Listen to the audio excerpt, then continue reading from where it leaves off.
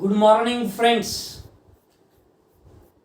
Numerical ॲनालिसिसच्या आज आपण नवीन चॅप्टरमध्ये entry करणार आहे आणि या चॅप्टरमधलं डिफरन्स शब्द जो की डिवायडेडमध्ये कन्वर्ट झालेला आहे, त्यामुळे पहिल्या चॅप्टरमध्ये जे डिफरन्सेस आपण डिफाईन केलेले आहेत त्यामध्ये आणि याच्यामध्ये भरपूर फरक आहे. ते आता फर्स्ट चॅप्टरचं या चॅप्टरसाठी आठवायचं नाही आहे. या चॅप्टरमध्ये आपण काय नवीन शिकणार आहोत ते आपण आज बघू. आपला लेक्चर नंबर 22 चालू आहे आणि टायटल आहे नवीन चॅप्टरचं interpolation with unequal intervals of the arguments. याच्या आधीच्या चॅप्टरमध्ये इक्वल इंटरवल होते, इथे अनइक्वल इंटरवल आहे. आणि याचा पहिला आर्टिकल 2.1 इंट्रोडक्शन. काय आहे इंट्रोडक्शन बघू बरं आपण. The formulae which we have obtained in the preceding chapter hold good only when the given values are at equidistant interval of the independent variables किंवा arguments. पहिल्या चॅप्टर मध्ये जे फॉर्म्युले आपण डिराईव्ह केले, हे फॉर्म्युले तेव्हाच चांगले असू शकतात, म्हणजे रिझल्ट देऊ शकतात, जर इंडिपेंडंट व्हेरिएबल एक्स किंवा आर्ग्युमेंट एक्स हे इक्विडिस्टंट इंटरवल असलं पाहिजे. Before we develop formulae which are true in case the arguments are unequally spaced, we define what are known as divided differences. इथं शब्द काय आलेला आहे, डिफरन्सेस नाही, डिवायडेड डिफरन्सेस. म्हणजे एखादा थेरमच्या स्टेटमेंटमध्ये सिमिलॅरिटी असू शकते, आधीच्या थेरममध्ये चॅप्टर 1च्या आणि चॅप्टर 2च्या, परंतु चॅप्टर 2च्या थेरममध्ये डिवायडेड शब्द असू शकते. त्यामुळे डिवायडेड इथं फार महत्वाचा आहे. तर आपण बघू आता डिवायडेड डिफरन्सेस म्हणजे नेमकं काय.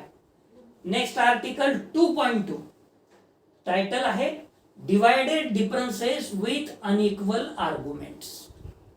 इक्वल आर्ग्युमेंट्स नाही, अनइक्वल आर्ग्युमेंट्स.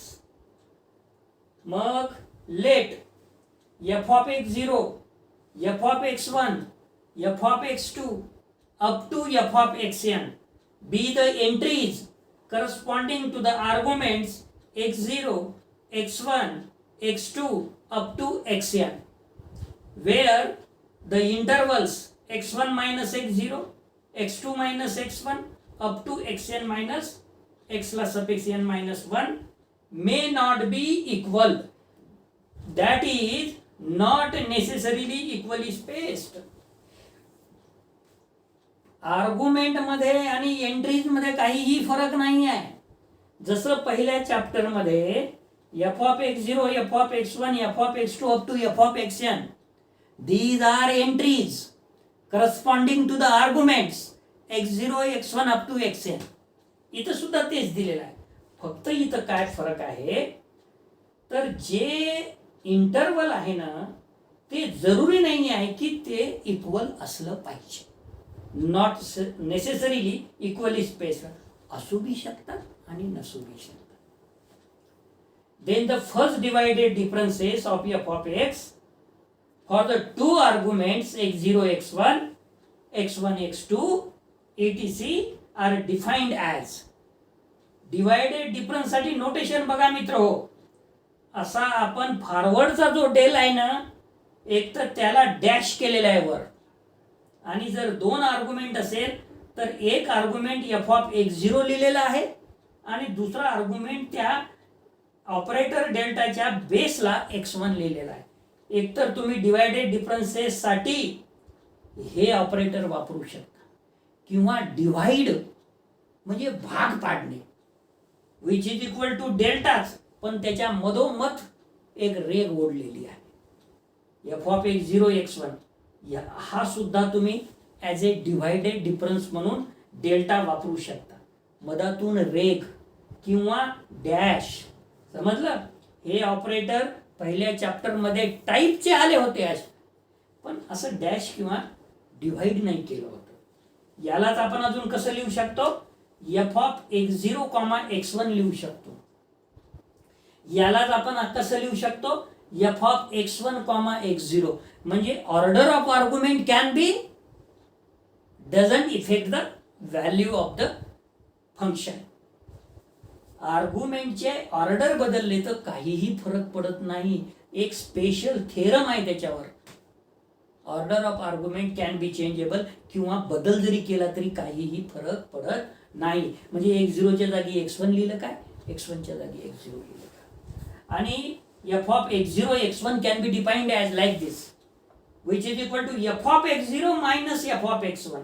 म्हणजे f of पहिला argument x0 minus f of x1 दुसरा आर्ग्युमेंट भागिले divide first argument minus last argument, किंवा x0 minus x1.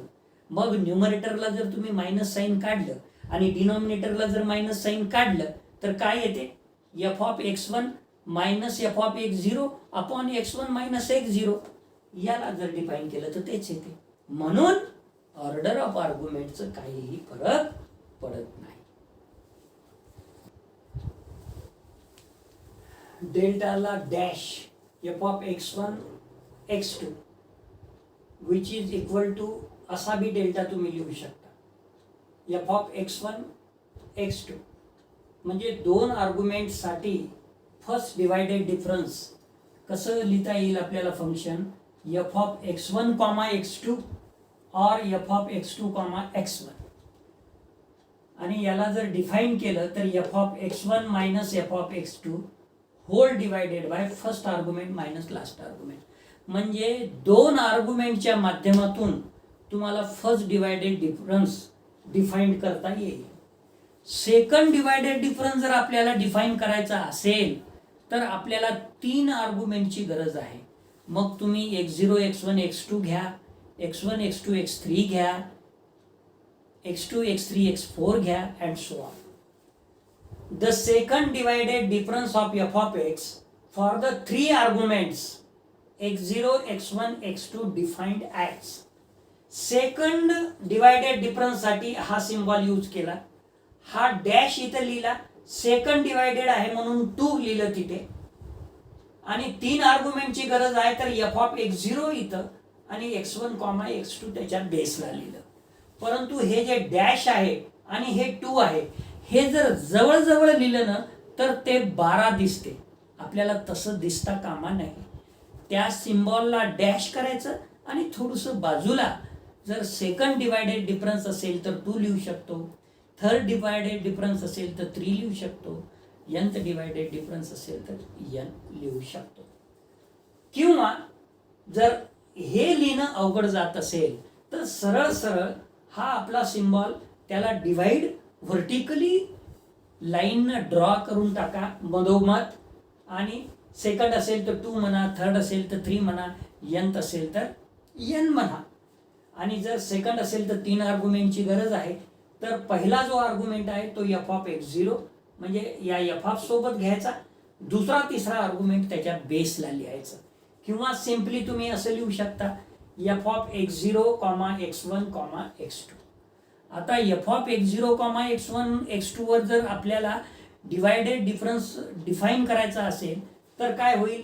f of x0, x1 म्हणजे शेवटच्या आर्ग्युमेंटच्या आधीच्या आर्ग्युमेंट पर्यंत f of x0, x1 minus दुसऱ्या आर्ग्युमेंट पासून शेवटच्या आर्ग्युमेंट पर्यंत म्हणजे minus f of x1, x2. म्हणजे कसं डिफाइन झालं? f of x0, x1 minus f of x1, x2 आणि whole divided first argument minus last argument. आलं का लक्षात? आता समजा तुम्हाला तिसरा डिवाइडेड डिफरन्स डिफाइन करायचा असेल तर तुम्हाला काय करावं लागेल? The third divided difference of f of x for the 4 arguments म्हणावं लागेल. x0, x1, x2, x3 defined as. मग तो सिम्बॉल काढावा लागेल आपल्याला, त्याच्यावर डॅश करावं लागेल आणि 3 करावं लागेल. तर तो डॅश आणि 3 कसा असला पाहिजे? जेणेकरून 13 दिसलं नाही पाहिजे. डॅश बरोबर त्या सिम्बॉलच्या वर आणि 3 थोडुशा अंतरावर. मग पहिला आर्ग्युमेंट एफ ऑफ x0 त्याच्यासोबत आणि खाली बेसला x1 x2 x3 आपण घेऊ शकतो. आणि मग त्याला सिम्पली लिहायचं असेल फंक्शनमध्ये तर F of x0, x1, x2, x3. मग आता याला डिफाईन करायचं असेल तर पहिल्या आर्ग्युमेंट पासून तर शेवटच्या आधीच्या पर्यंत f of x0, x1, x2 minus दुसऱ्या आर्ग्युमेंट पासून तर शेवटच्या आर्ग्युमेंट पर्यंत म्हणजे F of x1, x2, x3 divided by first argument minus last argument म्हणजे x0 मायनस x3. अशा पद्धतीनं तुम्ही कुठलाही डिवायडेड डिफरन्स फोर्थ असेल, फिफ्थ असेल, सिक्स्थ असेल डिफाईन करू शकता. आपण काय करू आता एक nth डिवायडेड बघू. And the nth divided difference for the n+1 arguments. जो डिवायडेड डिफरन्स आपल्याला डिफाईन करायचा आहे त्याच्यापेक्षा एक जास्त आर्ग्युमेंट आपल्याजवळ असणं गरजेचं आहे. मग x0, x1, x2 up to xn. x1 पासून तर xn पर्यंत हे किती आर्ग्युमेंट झाले? n आर्ग्युमेंट झाले. आणि x0 जर त्याच्यात मिळवलं तर n+1 आर्ग्युमेंट झाले. ॲज आता बघा इथं स्टाईल लिहायची. हा सिम्बॉल काढला एफ ऑफ x0 आणि बेसला x1 dot dot dot xn लिहिला. हा डॅश आणि हा n थोडा हटके असलं पाहिजे. डॅश आणि n जर एकत्र आलं तर ते पण n दिसते. पण आता पर्याय नाही. दूर बी किती लिहिणार माणूस. त्या डॅशचा संबंधित असल्यामुळे तो n तिथे लिहिणं गरजेचं आहे. किंवा सगळ्यात सोपी आयडिया या सिम्बॉलला लिहायचंच नाही. हा सिम्बॉल करायचं त्याला व्हर्टिकली ड्रॉ करायचं मधून म्हणजे त्याला डिवाइड केला आपण त्या सिम्बॉलला आणि F of x0, x1, dot dot dot xn आणि तो n आहे म्हणून n which is equal to f of x0, x1 up to xn. आता मी म्हणालो या xn च्या आधीचा आर्ग्युमेंट तुम्हाला माहित असलं पाहिजे. x ला सफिक्स n -1. या x1 च्या नंतरचाही आर्ग्युमेंट तुम्हाला माहित असलं पाहिजे x2. हे माइंड मध्ये ठेवा तुम्ही. कारण की जिथपर्यंत हे कन्सेप्ट आपल्या लक्षात नाही येणार काय चाललंय हे आपल्याला कळणार नाही.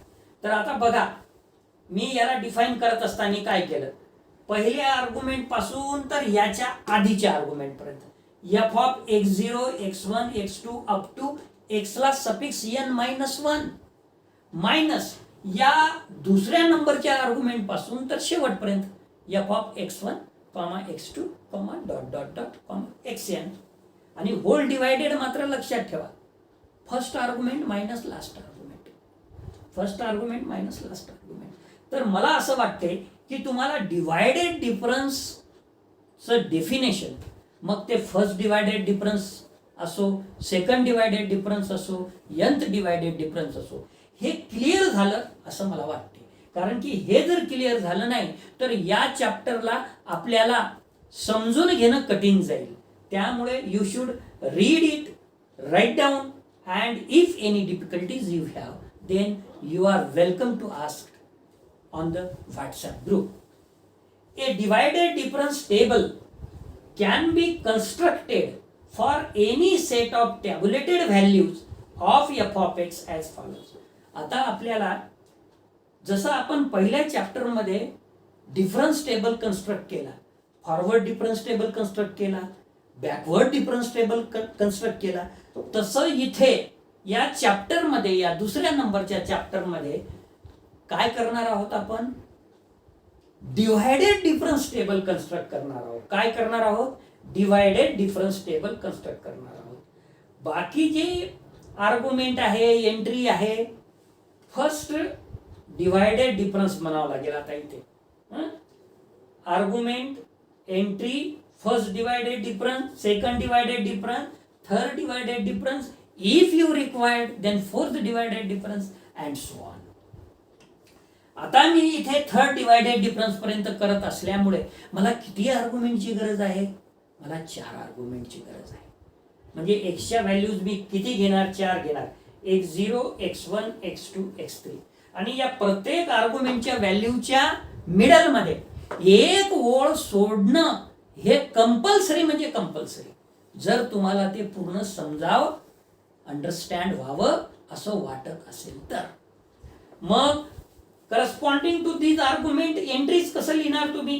हे एफ ऑफ एक्स म्हणजे त्याच्या खाली F of 0, F of 1, F of 2, F of 3. First divided difference delta dash F of x. आता इथं F of x0 x1, F of x0 x1, परंतु याचा अर्थ काय झाला? F of x0 minus F of x1 upon x0 minus x1. आठवण ठेवायचं. या दोन एंट्रीसाठी F of x1 x2 which is equal to काय झालं? F of x1 minus F of x2 upon x1 minus x2. या दोन एंट्रीसाठी काय झालं? F of x2 x3. Definition काय होईल? F of x2 minus F of x3. आता हे जे फर्स्ट डिवायडेड डिफरन्स आहे याच्या मदतीनं आता बघा इथं एफ ऑफ x0 x1 आणि इथं एफ ऑफ x1 x2 आहे. म्हणजे x1 या दोन्हीमध्ये कॉमन आहे. त्याच्यामुळे आपल्याला किती आर्ग्युमेंटची गरज आहे? 3 आर्ग्युमेंटची गरज आहे जर सेकंड डिवायडेड डिफरन्स आपल्याला डिफाईन करायचा असेल तर. मग या दोघांमधून जो रिपीट झालेला आहे त्याला एक वेळा घ्यायचं. F of x0 x1 x2. याचा अर्थ याला जर डिफाईन करायचं असेल तर F of x0 x1 minus F of x1 x2 divided by x0 minus x2. आता हे बघा इथे x2 रिपीट झालेला आहे म्हणून F of x1 x2 x3 याला डिफाईन करायचं असेल तर F of x1 x2 minus F of x2 x3 divided by x1 minus x3. आता बघा थर्ड डिवायडेड डिफरन्स आपल्याला डिफाईन करायचा आहे. 4 आर्ग्युमेंटची आपल्याला गरज आहे. मग काय होईल की याच्यातला कॉमन कोणता आहे बा? x0 x1 x2 x1 x2 x3. हे काय झालं? x0 x1 x1 x2 x0 x1 x2 इथं F of x1 x2 x3. तर इथं x0 पासून जर स्टार्ट केलं तर x1 x1 डबल आलं एक वेळा घेतलं, x2 x2 डबल आलं एक वेळा घेतलं आणि x3 म्हणजे F of x0 x1 x2 x3. आणि हे जे आहे आता याला जर डिफाईन करायचं असेल तर F of x0 which is equal to f of x0 x1 x2 minus f of x1 x2 x3 divided by x0 minus x3. तर मित्र हो आता तुम्हाला हे जेव्हा एक्झाम्पल आपण सोडवणार आहोत त्यावेळेस तुम्हाला काय करावं लागेल?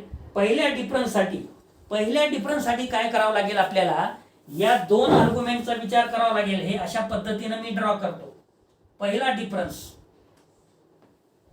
x0 x1 x1 x2 x2 x3 हे झालं पहिला डिफरन्स. दुसऱ्या डिफरन्स साठी मी व्हर्टिकल लाईन ड्रॉ कुठपर्यंत केली बघा? x0 x1 x2 x1 x2 x3 हे झालं दुसरा डिफरन्स. आणि तिसरा difference 4 argument x0 x1 x2 x3. तर अशा पद्धतीनं मला असं वाटते की तुम्हाला हा जो डिवायडेड डिफरन्स टेबल आहे हा सुद्धा अगदी क्लिअर झाला असला पाहिजे. तर मित्र हो या लेक्चरसाठी आपण इथेच थांबणार आहोत. धन्यवाद.